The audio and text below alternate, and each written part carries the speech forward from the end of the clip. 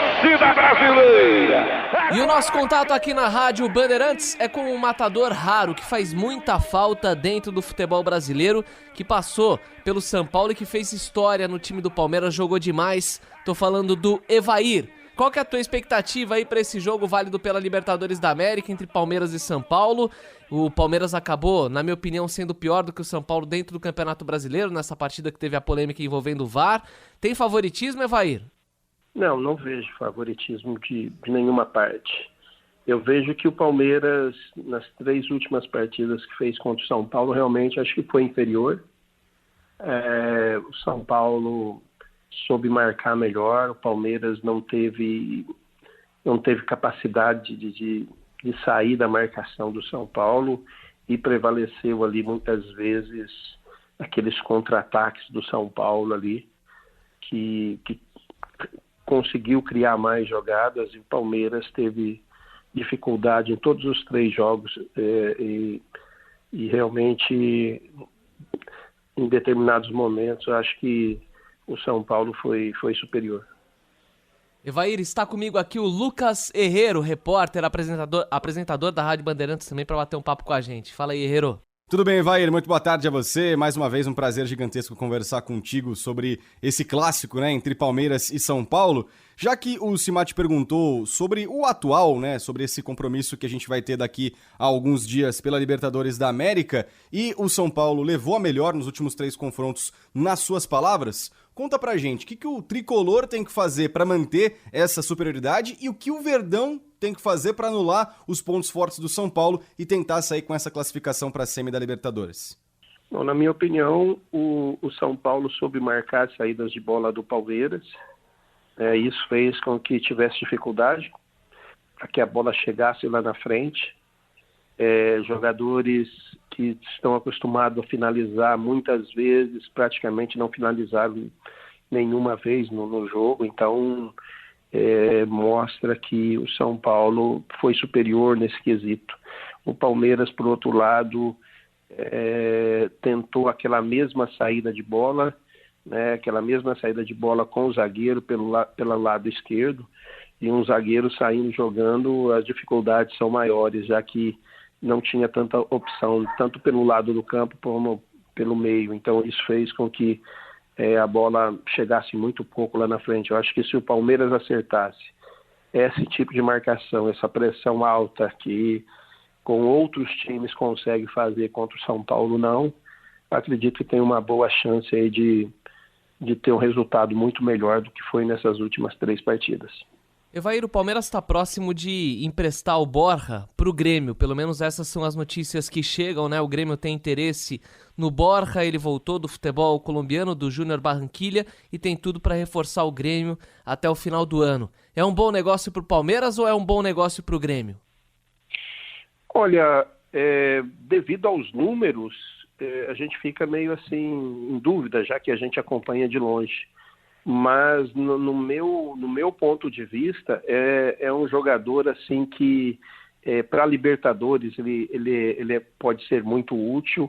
Para um campeonato brasileiro tão longo, né, e o Palmeiras disputa essas 2 competições e tem intenções em todas elas, né, eu acredito que seja de certa maneira não bom para o Palmeiras desfazer desse jogador. Lógico que a gente leva em consideração os números dele no Palmeiras, que não são legais, mas o Campeonato Brasileiro é longo, a Libertadores já está no mata-mata e a qualquer momento você pode precisar de atacante. Eu acho que o Palmeiras tem uma deficiência em termos de jogadores de frente, jogadores definidores, né? E você pode ver que o Daverson muitas vezes tem dificuldade em receber bolas, né, tem dificuldade de criação e um jogo de contra-ataque de Libertadores ou até mesmo jogando fora de casa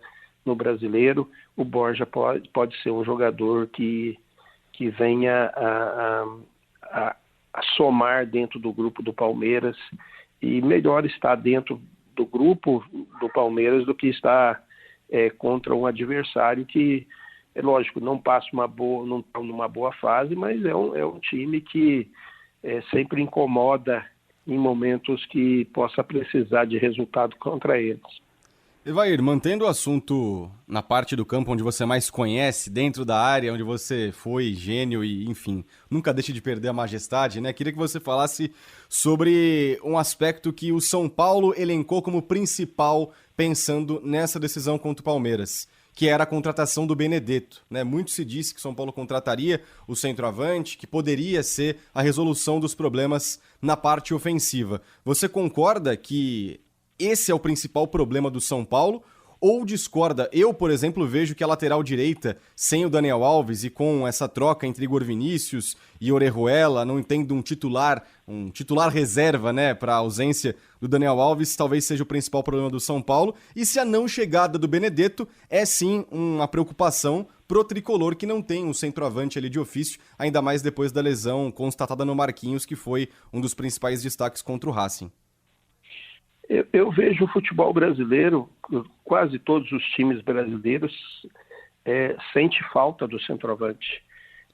Jogadores com a qualidade do Benedetto para o São Paulo e para qualquer time brasileiro, com certeza seria uma grande contratação e faria do São Paulo um time ainda mais forte. Por outro lado, a gente vê a preocupação não só do São Paulo, mas de outros times, de ter esse tipo de jogador no grupo, e que não é fácil hoje em dia, custa muito caro. Então é preciso, o São Paulo teve agora, lançou um menino, que até se machucou no último jogo, mas lançou um menino, puxou lá de baixo, de uma maneira muito sábia, né, e fez com que ele ajudasse bastante. Eu acho que quando se tem tanta dívida, quando se tem tanta despesa e não consegue trazer um jogador, porque um jogador desse ganha no mínimo 800 mil, 500 mil por mês, e isso faz uma diferença muito grande no grupo, né?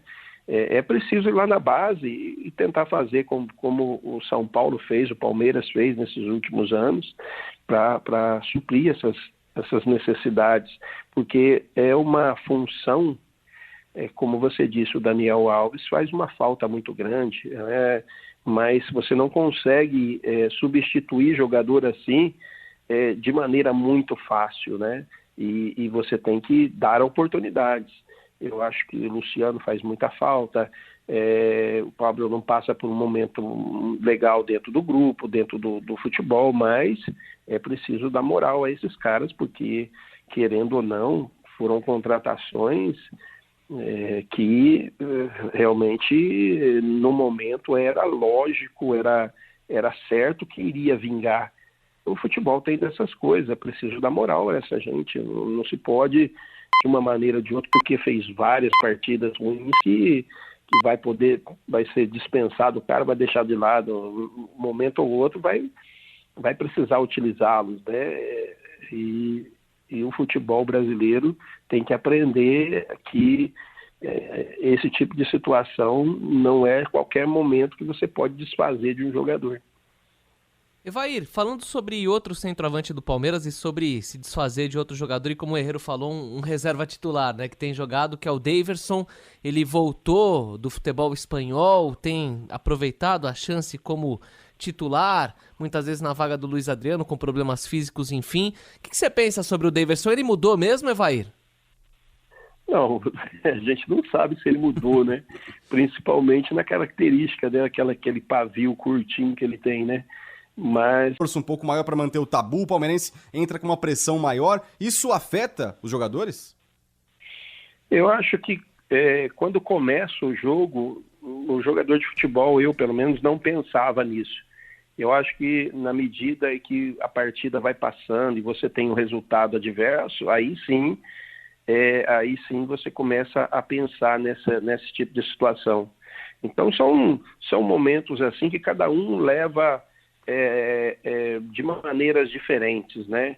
É lógico que quando você para pensar, perder um jogo para um rival, aquilo te incomoda bastante. Mas antes do jogo, e tá ali para começar, e você precisa de resultado, você tem que esquecer o o que significa esse negócio de tabu, porque, na verdade, é bom sim, esse tabu é bom sim quando está do seu lado. Quando está contra você, é melhor nem ouvir, é melhor deixar só para a imprensa falar e deixar para que seja dito depois, porque antes passar por isso e você ter que vencer o adversário, ficar pensando em coisas adversas, é melhor você mudar até de profissão, porque isso acontece bastante e a imprensa, né, acaba falando muito disso, mas como jogador você tem que largar disso e pensar naquilo que são seus objetivos.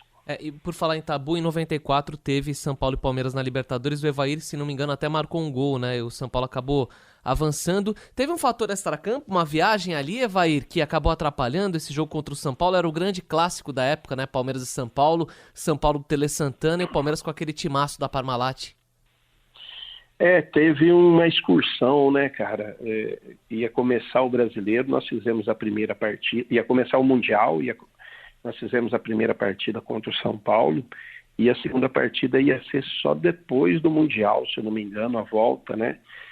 E o Palmeiras fez uma excelente partida no primeiro jogo contra o São Paulo, poderia ter tido uma vantagem, não conseguiu, acabou sendo 0-0.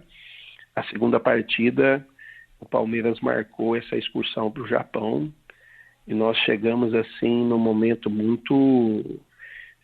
todos sabem que o Japão para o Brasil, a dificuldade muito grande de adaptação é muito grande. E nós chegamos, se eu não me engano, numa quarta-feira e para jogar num sábado à tarde, parece, né? E isso dificultou muito o Palmeiras. O São Paulo tinha um excelente time, não é só a desculpa do fuso horário, não, mas o São Paulo tinha assim, um grande time, mas realmente fez uma diferença muito grande, porque o jogo foi marcado, não sei se para o domingo à tarde ou sábado à tarde, e realmente nós estávamos num momento muito cansados e aquilo dificultou bastante para nós, não querendo tirar o mérito do São Paulo, mas aquilo fez com que, eu acho que foi um erro muito grande, né, de achar que poderia ser de qualquer maneira, o jogo poderia ser feito de qualquer maneira, em qualquer momento,